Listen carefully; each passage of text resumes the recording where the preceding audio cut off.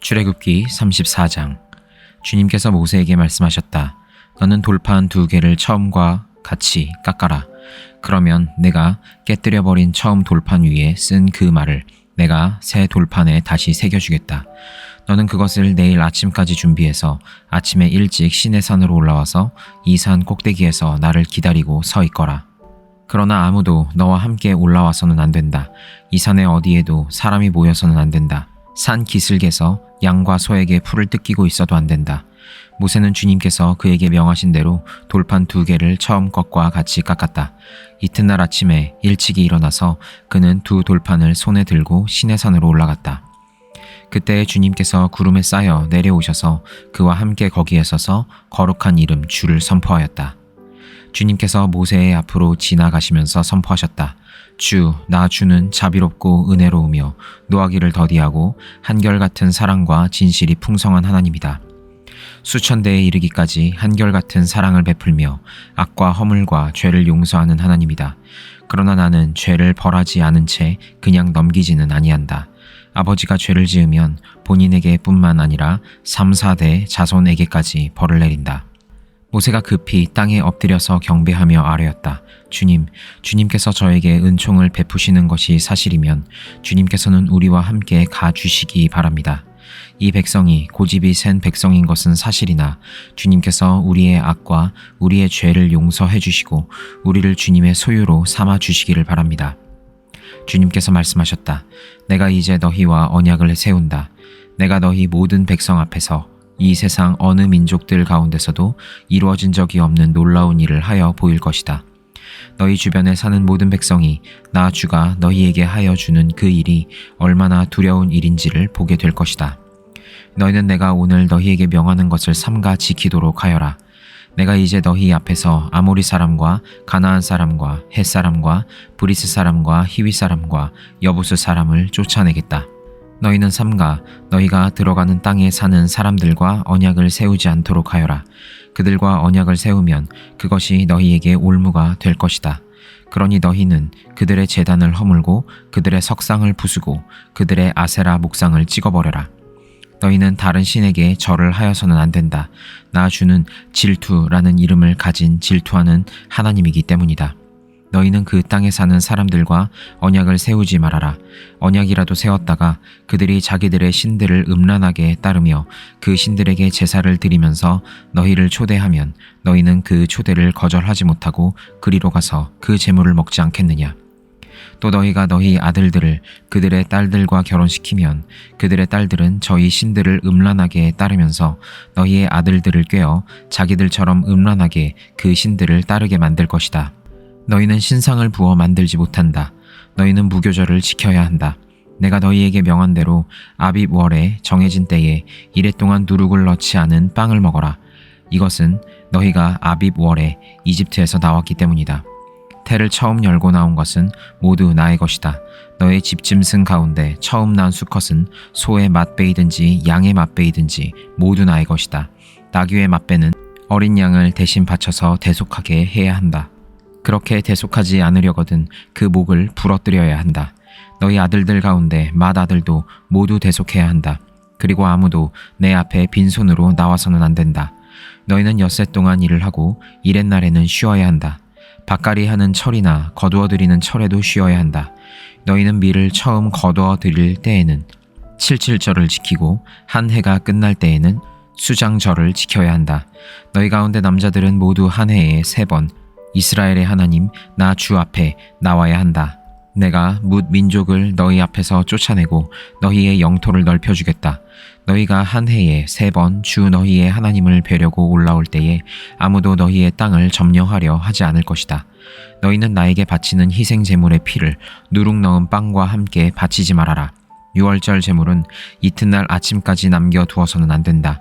너희는 너희 땅에서 난 첫 열매 가운데서 제일 좋은 것을 주 너희의 하나님의 집으로 가져오너라. 너희는 새끼 염소를 그 어미의 젖으로 삶아서는 안 된다. 주님께서 모세에게 말씀하셨다. 너는 이 말을 기록하여라. 내가 이 말을 기초로 해서 너와 이스라엘과 언약을 세웠기 때문이다. 모세는 거기서 주님과 함께 밤낮 40일을 지내면서 빵도 먹지 않고 물도 마시지 않고 언약의 말씀 곧 십계명을 판에 기록하였다. 모세가 그 두 증거판을 손에 들고 시내산에서 내려왔다. 그가 산에서 내려올 때에 그의 얼굴에서는 빛이 났다. 주님과 함께 말씀을 나누었으므로 얼굴에서 그렇게 빛이 났으나 모세 자신은 전혀 알지 못하였다. 아론과 이스라엘의 모든 자손이 모세를 보니 모세 얼굴에 살결이 빛나고 있었다. 그래서 그들은 그에게로 가까이 가기를 두려워하였으나 모세가 그들을 부르자 아론과 회중의 지도자들이 모두 그에게로 가까이 갔다. 모세가 먼저 그들에게 말을 거니 그때에야 모든 이스라엘 자손이 그에게로 가까이 갔다. 모세는 주님께서 시내산에서 자기에게 말씀하신 모든 것을 그들에게 명하였다. 모세는 그들에게 하던 말을 다 마치자 자기의 얼굴을 수건으로 가렸다. 그러나 모세는 주님 앞으로 들어가서 주님과 함께 말할 때에는 수건을 벗고 나올 때까지는 쓰지 않았다.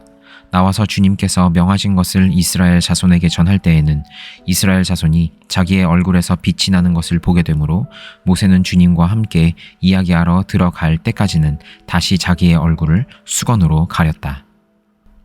요한복음 13장. 유월절 전에 예수께서는 자기가 이 세상을 떠나서 아버지께로 가야 할 때가 된 것을 아시고 세상에 있는 자기의 사람들을 사랑하시되 끝까지 사랑하셨다. 저녁을 먹을 때에 악마가 이미 시몬 가룟의 아들 유다의 마음속에 예수를 팔아넘길 생각을 불어넣었다. 예수께서는 아버지께서 모든 것을 자기 손에 맡기신 것과 자기가 하나님께로부터 왔다가 하나님께로 돌아간다는 것을 아시고 잡수시던 자리에서 일어나서 겉옷을 벗고 수건을 가져다가 허리에 두르셨다. 그리고 대야에 물을 담아다가 제자들의 발을 씻기시고 그 둘은 수건으로 닦아주셨다. 시몬 베드로의 차례가 되었다. 이때 베드로가 예수께 말하였다. 주님, 주님께서 내 발을 씻기시렵니까? 예수께서 그에게 대답하셨다. 내가 하는 일을 지금은 내가 알지 못하나 나중에는 알게 될 것이다. 베드로가 다시 예수께 말하였다. 아닙니다. 내 발은 절대로 씻기지 못하십니다. 예수께서 그에게 말씀하셨다. 내가 너를 씻기지 아니하면 너는 나와 상관이 없다. 그러자 시몬 베드로는 예수께 이렇게 말하였다. 주님, 내 발뿐만이 아니라 손과 머리까지도 씻겨주십시오. 예수께서 그에게 말씀하셨다.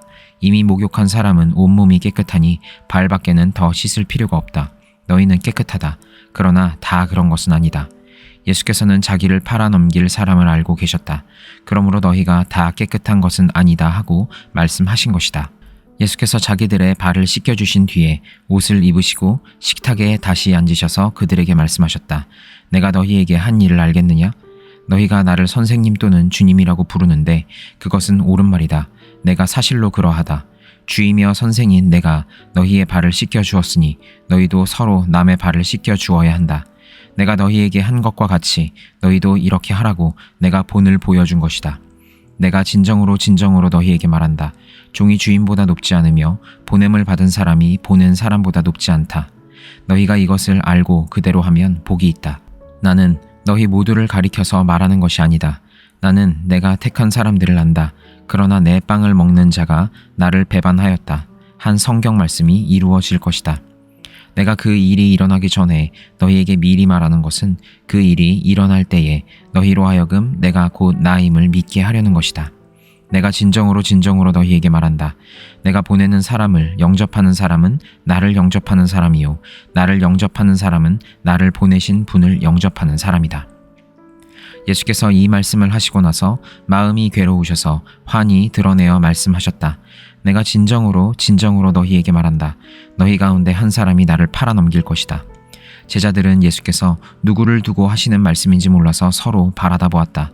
제자들 가운데 한 사람, 곧 예수께서 사랑하시는 제자가 바로 예수의 품에 기대어 앉아 있었다.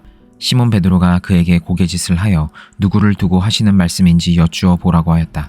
그 제자가 예수의 가슴에 바싹 기대어 주님, 그가 누구입니까? 하고 물었다. 예수께서 대답하셨다. 내가 이 빵 조각을 적셔서 주는 사람이 바로 그 사람이다. 그리고 그 빵 조각을 적셔서 시몬 가룟의 아들 유다에게 주셨다. 그가 빵 조각을 받자 사탄이 그에게 들어갔다. 그때 예수께서 유다에게 말씀하셨다. 내가 할 일을 어서 하여라. 그러나 거기 앉아있는 사람들 가운데서 아무도 예수께서 그에게 무슨 뜻으로 그런 말씀을 하셨는지를 알지 못하였다. 어떤 이들은 유다가 돈자루를 맡고 있었으므로 예수께서 그에게 명절에 그 일행이 쓸 물건을 사라고 하셨거나 또는 가난한 사람들에게 무엇을 주라고 말씀하신 것으로 생각하였다. 유다는 그 빵 조각을 받고 나서 곧 나갔다. 때는 밤이었다. 유다가 나간 뒤에 예수께서 말씀하셨다. 이제는 인자가 영광을 받았고 하나님께서도 인자로 말미암아 영광을 받으셨다. 하나님께서 인자로 말미암아 영광을 받으셨으면 하나님께서도 몸소 인자를 영광되게 하실 것이다. 이제 곧 그렇게 하실 것이다. 어린 자녀들아, 아직 잠시 동안은 내가 너희와 함께 있겠다. 그러나 너희가 나를 찾을 것이다. 내가 일찍이 유대 사람들에게 내가 가는 곳에 너희는 올 수 없다 하고 말한 것과 같이 지금 나는 너희에게도 말하여 둔다. 이제 나는 너희에게 새 계명을 준다. 서로 사랑하여라. 내가 너희를 사랑한 것 같이 너희도 서로 사랑하여라. 너희가 서로 사랑하면 모든 사람이 그것으로써 너희가 내 제자인 줄을 알게 될 것이다. 시몬 베드로가 예수께 물었다. 주님, 어디로 가십니까? 예수께서 대답하셨다. 내가 가는 곳에 너가 지금은 따라올 수 없으나 나중에는 따라올 수 있을 것이다. 베드로가 예수께 말하였다. 주님, 왜 지금은 내가 따라갈 수 없습니까? 나는 주님을 위하여서는 내 목숨이라도 바치겠습니다. 예수께서 대답하셨다. 내가 나를 위하여 너의 목숨까지도 바치겠다는 말이냐? 내가 진정으로 너에게 말한다. 닭이 울기 전에 너는 3번 나를 모른다고 할 것이다. 잠언 10장. 이것은 솔로몬의 잠언이다. 지혜로운 아들은 아버지를 기쁘게 하지만 미련한 아들은 어머니의 근심거리이다. 부정하게 모은 재물은 쓸모가 없지만 의리는 죽은 사람도 건져낸다. 주님은 의로운 생명은 줄이지 않게 하시지만 악인의 탐욕은 물리치신다. 손이 게으른 사람은 가난하게 되고 손이 부지런한 사람은 부유하게 된다. 곡식이 익었을 때에 거두어들이는 아들은 지혜가 있는 아들이지만 추수 때에 잠만 자고 있으면 부끄러운 아들이다. 의인은 머리에 복을 이고 있으나 악인은 입에 독을 머금고 있다. 의인은 칭찬을 받으며 기억되지만 악인은 그 이름마저 기억에서 사라진다. 마음이 지혜로운 사람은 명령을 받아들이지만 입을 어리석게 놀리는 사람은 멸망한다.